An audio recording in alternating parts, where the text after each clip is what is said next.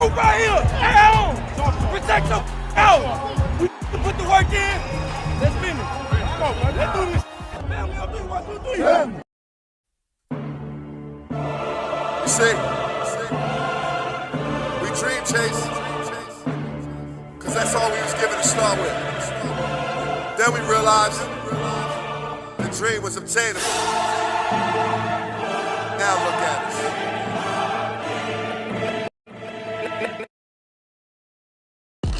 Hey, Jalen. Thurston A. Sip here. What's harder, picking plays or picking outfits? More ice in your veins or ice in your chains? Next question. If you gotta be twice as good, can you throw twice as far? Do you regret ordering the Branzino? Who is this? Jay Hurts. How many of these little hats do you own? Do you benefit from pretty privilege? Jalen, hey! Wait, you've always got a Sprite. Is that the key to your success? Nah, but it tastes good. If you want to let your game do the talking, say less. If you want to refresh and drink, Sprite. Obey your thirst. What's going on, Eagles Nation and TMTP family? Welcome back to another episode here on the Main Thing Podcast Presents. It's your boy, Mr. Owens, and after further review,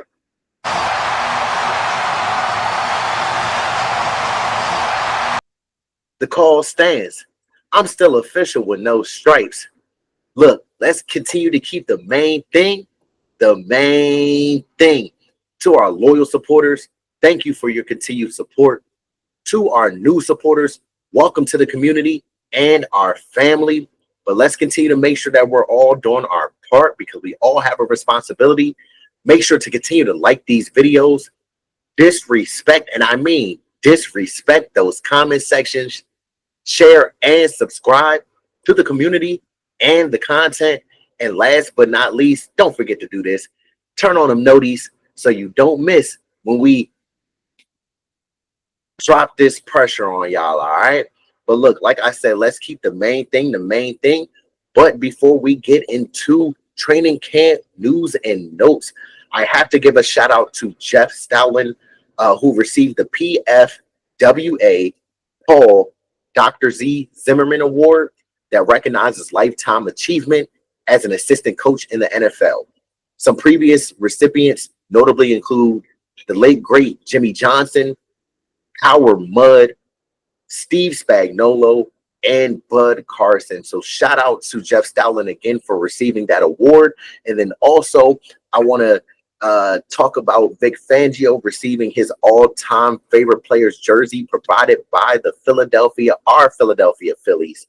They got him a Dick Allen jersey. So shout out to Vic Fangio for receiving that. But let's get into the injury report really quickly. So the injury report, DNP did not practice, was Zach Bond. He was out with a back contusion. Danny Gray was out with a finger injury. He was recently released in favor of Ife Adomi, who was here with us back in OTAs. Andrew Makuba, our rookie safety, he's out with a shoulder. Devontae Smith is out with back tightness, and Nolan Smith is out with a concussion.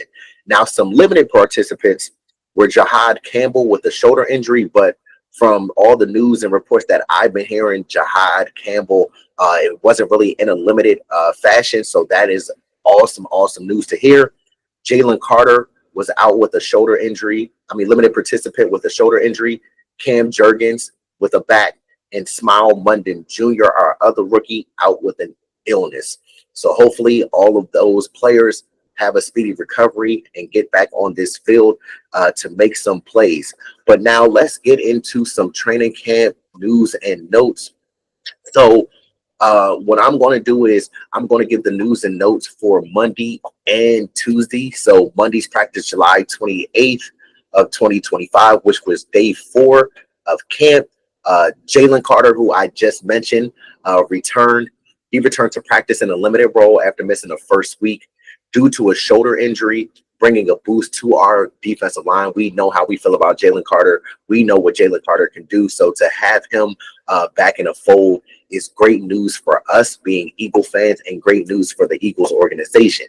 Now, also, Quinyon Mitchell is breaking out. Yes, Guantanamo Bay still has those keys on his hip. He ain't letting nobody out. It is 23-1. Matter of fact, 24-hour lockdown. You don't even get 1 hour to get out. But Quinyon Mitchell recorded the first interception of camp.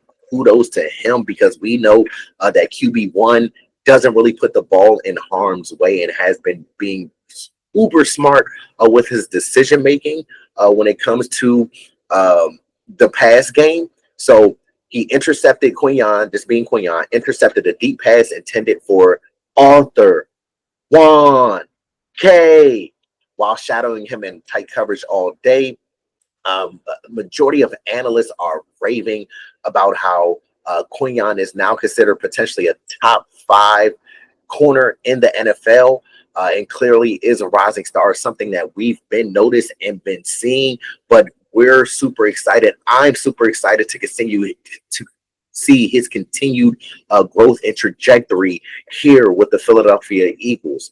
Now, linebacker and running back versus in one-on-ones. Okay, so our rookie Jahad Campbell out of Alabama, Jeremiah Trotter Jr., Dallas Gann, and others were in one-on-ones. The running backs dominated that, plain and simple. So Saquon Barkley, Will Shipley, and AJ Dillon and Montrell Johnson did have a great day on day 4 of camp, leaving some of the linebackers to do push-ups after the reps. That's a great thing.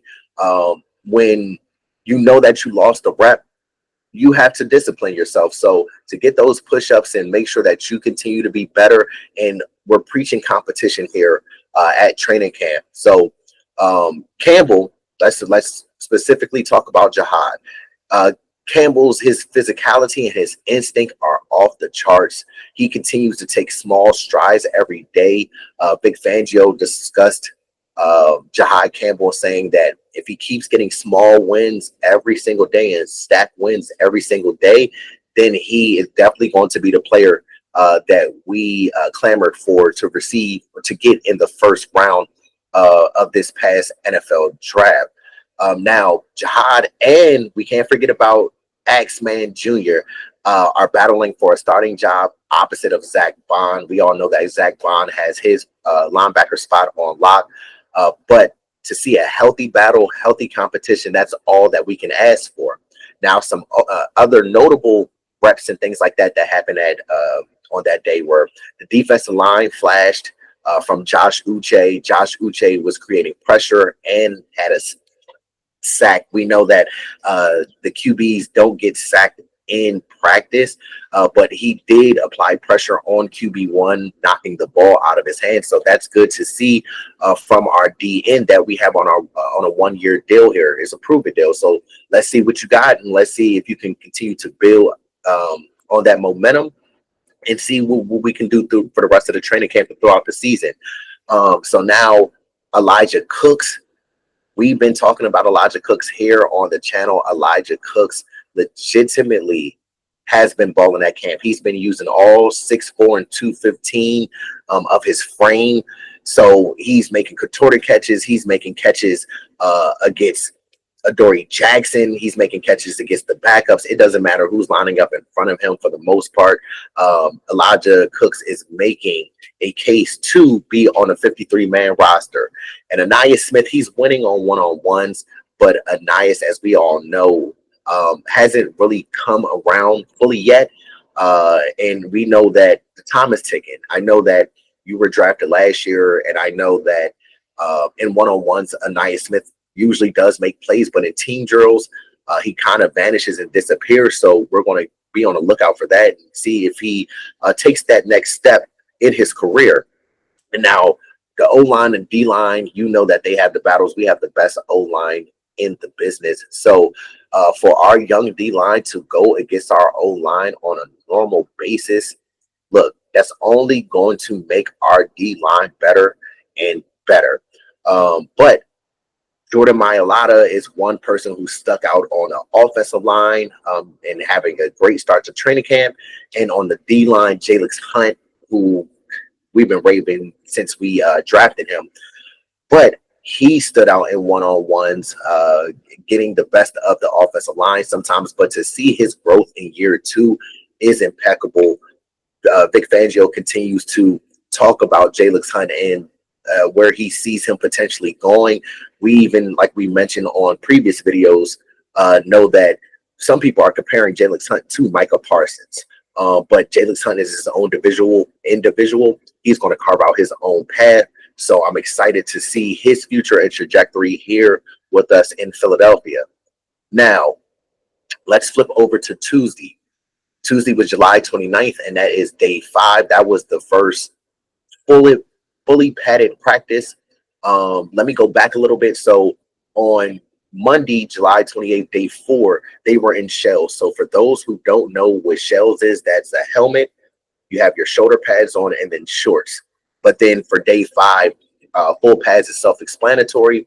So that day on Tuesday, it was debuted. Full pads were debuted in some brutal, muggy heat. So practice was moved up due to extreme heat. It was about mid-90s to 100 degrees later. So that practice lasted around an hour, 54 minutes, so close to 2 hours, and marked the first full padded session in camp. QB1 quipped that fatigue makes cowards of us all, setting the tone for the drilling session and mental toughness theme. So again, defense, the last 2 days have been dominating our offense. Fangio's defense, Vic's defense, continues to consistently force QB1 to make uncomfortable throws, have erratic drops from our receivers, and a fumble, but also gave up a touchdown pass to Will Shipley and a design run by Hurts. The offensive positives amid the struggles. So we know that the defense, again, has been winning the first few days of camp, which is a great thing because usually with training camp, offenses come out and usually dominate the day. But to see our young defense up to the task and up for the challenge, that is all great news for us. Vic Fangio has them boys ready to play. It doesn't matter if they're all 25 and 26, 27 young. We're going to make sure, Vic's going to make sure that that defense is ready to go. But some standouts include, and for the linebacker and D lineman, include again, Jahai Campbell continues his strong showing in one-on-one drills. Jeremiah Trotter Jr. remains a compelling veteran competitor for Jahai Campbell for that spot opposite of Zach Bond, but neither has locked down the starting job yet. That's something that we got to continue going through camp and see who continues winning these battles and separate themselves from the other. Now, another standout is one of my favorite guys who, like I said, we drafted in the 7th round out of Texas, and every time, even Cam Jurgens said that Moro Jomo was like a little net his first year, always trying to be a sponge and asking questions to everyone to get better. But Moro Jomo is generating pressure consistently and continues to earn comparisons to Milton Williams, making his business stock go up. So that's something that is delightful. Also, again, Josh Uche flash with the sack and pressure in the absence of Nolan Smith being out with his concussion. Now let's go to the cornerback rotation and some veteran evaluations. The cornerback group remains unsettled outside of Quinyon and Coop, obviously, but Keely, Ringo, and Adoree Jackson rotated with the first team opposite of Quinyon. Adoree had a strong Monday, but Fangio says he still needs to prove consistency. So Fangio wants to see him. He's taking leaps and bounds, but Fangio wants to see him again be consistent and show why he was a first-round pick in the NFL. Now, offensive line competition. Again, Tyler Steen performed well in offensive line versus defensive line drills, earning praise from Coach Jeff Stoutland. Jeff Stoutland said that he has had numerous talks with Tyler Steen about him improving and getting better. And he said that he seems that Tyler Steen is taking the wisdom and guidance that he is giving him. Of course, this to me is Tyler Steen's job to lose. But to get some praise from Coach Dowling, who has been his coach now for 3 years, that is awesome news. But now, let me just go down some bullet points that I missed here. So now let me go back to Jahad Campbell. He impressed with the pads on. Zach Baum was out again, so he ran with the ones. Jahad Campbell struggled in pass coverage on Monday, but he did have some really nice reps again in the running back and linebacker one-on-ones. He had an array of pass rushing moves and won all but one rep. He had including a nice spin move through contact against Montrell Johnson, who was our undrafted free agent out of Florida. Now, shout out to God. So Dallas Goedert got a short throw completed to him, but it really wasn't completed because Jahad Campbell came up and blasted Dallas Goedert. Even though in full pads you normally tackle people to the ground and be physical, with the Philadelphia Eagles, even with full pads, sometimes they don't want anybody tackling anybody to the ground. So Jahad went over, blew him up on a play, and then helped him up. But Vic is complimenting him every day. Like I said, he continues to make the small strides. Now, Ty Robinson had a welcome to the NFL moment. He said that at Nebraska, he was so used to just bullying the offensive lineman and be able to disengage from offensive linemen and get to the point of contact to the quarterback to get a sack.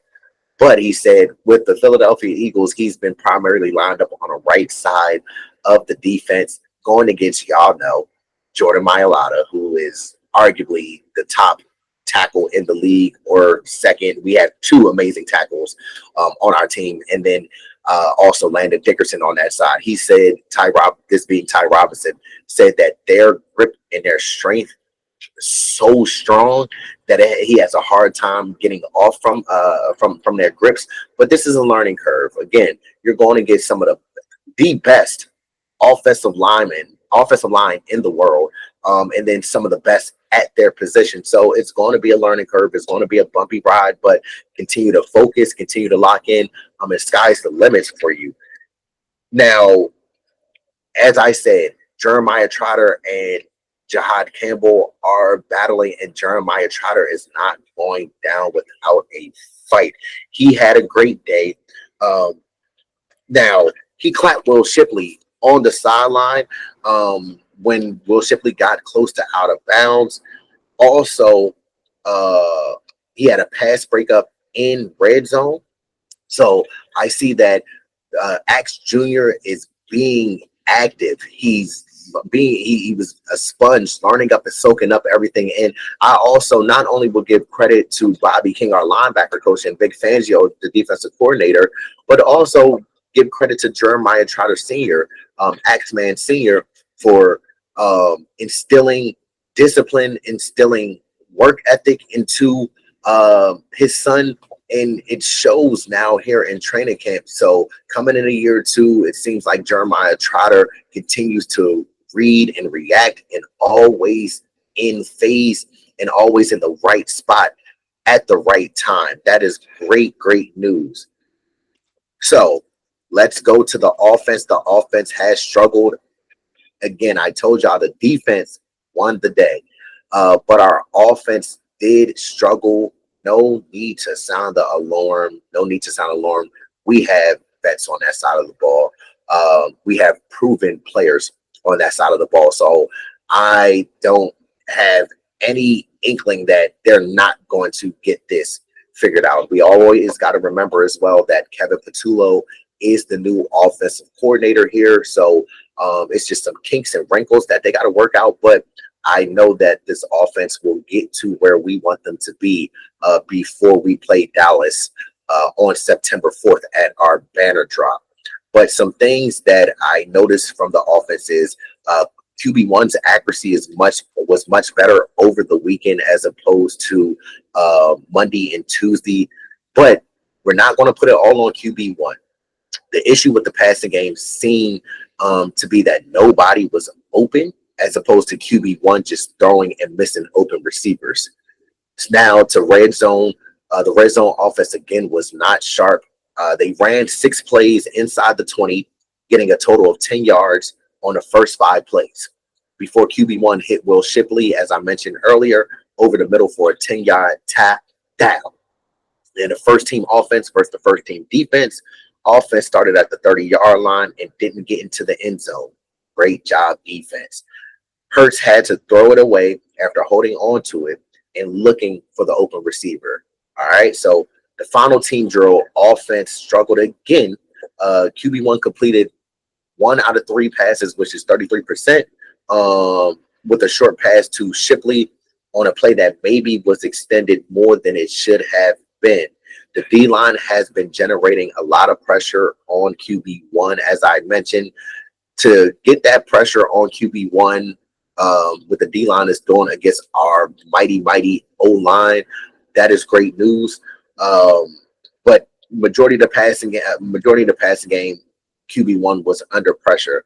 Some of the plays had to be blown dead because the D-line was getting so much pressure on QB1 and getting close to QB1 that they don't want to take any risks of anybody accidentally falling down and hitting QB1 or anything like that. So we want to make sure that our franchise quarterback is upright and it stays that way. It stays healthy.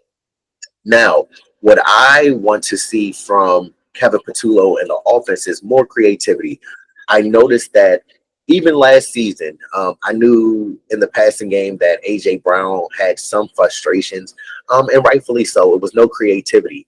What I would like to see in our passing game, because A.J. lines up specifically on one side, but not even only with A.J., we have a dog in Devontae Smith on the other side. But why don't we line them up in, even though we know A.J., Arthur, Juan, K, primarily lines up in the X role. Why don't we have them line up in the X role? Sometimes put them at the Z. We could put them in a slot. We could put them in wing. We could put them in motion out of the backfield. Let's be creative and mix it up. Because if we know that Arthur, Juan, K is going to be on one side only, what is the defense going to do? They're just going to say, oh, okay, we see Arthur, Juan, K over there. All right, well, let's just roll the coverage over to his side. You see what I'm saying? Just roll it over to him, and that's what hurts in the passing game. But luckily, we have that dog in the backfield, Saquon Barkley, and also QB1 with his legs that makes them bring the safeties and things down into the box to open up one-on-ones. Hence, what we saw in the Super Bowl, Steve Spagnuolo said that he wasn't going to let Saquon Barkley beat him. So he crowded the box, and when you crowd the box and bring the safeties down, what does that do on the outside? That leaves your corner mano y mano with our receivers, and 10 out of 10, 15 out of 10, I'm taking our receivers over any corner. But yeah, I just want to see some more creativity with our offense and just continue to compete. That's what it's all about. To put your best players out on the field, to build a culture, everybody has to compete. And QB1 mentioned that they did run the ball well, and that the defense just played very well as well. So to complement the other side of the ball is an amazing thing.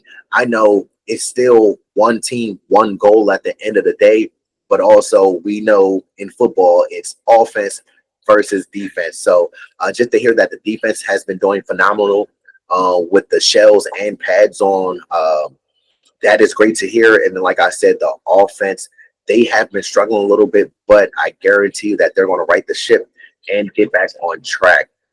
Now, the offense has mainly been in 11 personnel, so the defense hasn't had a ton of base defense snaps, so we haven't gotten a chance to really see Coop lined up at safety. But that's something that I'm pretty sure that Vic Fangio would talk to Nick Sirianni and Kevin Patullo and things like that to get some more looks in base defense. Again, I'm going to go back to Jeremiah Trotter. His recognition and him being downhill He's always in the right position, which I'm loving to hear because it doesn't matter who wins that battle. We just know that the best player will be on the field. And with the news of Jahad Campbell coming out doing what he's doing and Jeremiah Trotter Axman Jr. is doing what he's doing, where does that leave Nakobe Dean? We saw some great video of Nakobe Dean before practice running with a weighted sled behind him as he continues to recover from his torn patellar tendon. So of course we wish him a speedy recovery, but where does that leave him when he gets fully healthy? He is in his final contract year, so this is a huge year for him in his career. But some things what I'm thinking about is if you have a sub package and Nakobe sub package, you put Nakobe at middle linebacker, you can put Zach Bond in his natural position at the weak side linebacker, and then have Jahad Campbell help out the pass rush. If Nakobe comes back healthy at some point during the season, that's what I feel that we could potentially do to make sure that we got all the ballers on the field all at one time. But again, another person who has been rotating in is Patrick Johnson, who I'm very, very high on. Hopefully he can continue winning his reps and doing great in training camp so that he can work his way into the defensive line rotation. And so now with let's go to Andrew McCougar. With his injury, it's kind of hard to not process, but hard to see if Makuba doesn't come back for the practice on Thursday or today. Then it's hard because we know that Vic Fangio has to trust you. That's the only way that he puts you on the field. Hence, where we saw Coop recovering from an injury last season, and Vic Fangio didn't feel that Coop was ready. Hence why Avonte Maddox continued to start in the slot until Vic Fangio felt that Coop was ready. He had him on the sideline, and then boom, he made his debut. But I kind of feel that that's similar with Andrew McCougar. But as a rookie, these are key reps that you are missing. I know that you can make the mental notes, but it's all about the live reps, more than the mental reps. So again, on Tuesday, they had the officials out there. The offense again was sloppy all day. It was a ton of flags on the field, so we have to make sure we clean that up. We have too many veterans and too much leadership on that side of the ball to allow that to continue happening. Now, individually on offense, QB1, Saquon, Lane, Jordan, Landon, Dallas, Arthur, Juan, Kay, and Smitty have been having a great camp. But again, that's individually, and it's a team effort. So we need all of them to get back on the same page and let this offensive machine, let's get it going. Because y'all know what time it is. We know what this offense can do. They put up over 40 points in a Super Bowl. Even still, if you take away Coop's pick six, the offense put up at least 35 points, which is a great thing. Now, QB1 again has been looking sharp earlier in training camp, and he cooled down a little bit. But one thing that I would like to see as far as what I said earlier about creativity is more tempo. It seems like that QB1 gets into a rhythm when he has tempo with the offense. So that's something that I look for Kevin Patullo to incorporate more of. So who I'm intrigued in that's on the coaching staff is Parks Frazier and Scott Loeffler. They can bring some more creativity from the offense. But that's what I'm looking for, because we know we can run the football. That's not an issue. We have to figure out our passing game and make sure that not only is the run game effective, but the pass game is effective. So let me go back and just give you a summary of everything. Now, again, Jalen Carter, he returned from the injury. Quinyon had his interception. The linebacker competition, the D-line rising star being Moro Jomo. The quarterback rotation between Keely Ringo and Adoree Jackson, our offensive line. being the offensive line that they are, and Tyler Steen performing well. The heat in the full pads, of course, like we said, that like QB1 said, the heat makes cowards of all of us. And then defensive versus offense. Now, again, defense generally is ahead, but we see some glimpses of the offensive positivity. Now, what I need y'all to do in the comment sections, let me know, who do y'all feel is going to win the cornerback battle? Who do you feel is going to win the edge rushing battle after Nolan and Jalix? And then also, how much confidence do you have in our offense to get back on track? But again, I don't want to hold y'all up. It's definitely been a pleasure speaking with you all and letting you know the updates and news about what's going on here in the 2025 Philadelphia Eagles training camp. As I always tell you all, y'all have a part to do, and I have a part to do as well by bringing y'all that news. But again, y'all continue to be great. Don't let nobody stop y'all shine. Y'all continue to stay blessed. But in case you don't know, I go by Mr. Owens, and this is the Main Thing Podcast presents, where we keep the main thing the main thing. Before I get out of here, I want to say again, thank you to our loyal supporters. Your continued support never goes unnoticed. To our new supporters, welcome to our family and our channel. And again, look, don't forget, telling y'all, don't forget to continue to like these videos, disrespect those comment sections, share, and subscribe to the community and the content. And last but not least, don't forget to do this. Turn on the noties so you don't miss when Swoop comes out with the Eagles news and updates. But again, y'all, it's definitely been a pleasure. Y'all all continue to have a great day and have an even better weekend. We'll be coming out with some more content and some more fire, so please be on the lookout for that.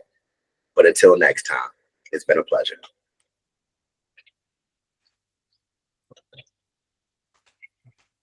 It was I was gonna make a lot of money doing what I wanted to do. I went after it, and it was a struggle to achieve it. But you know what? I caught that bitch. Dream chasing.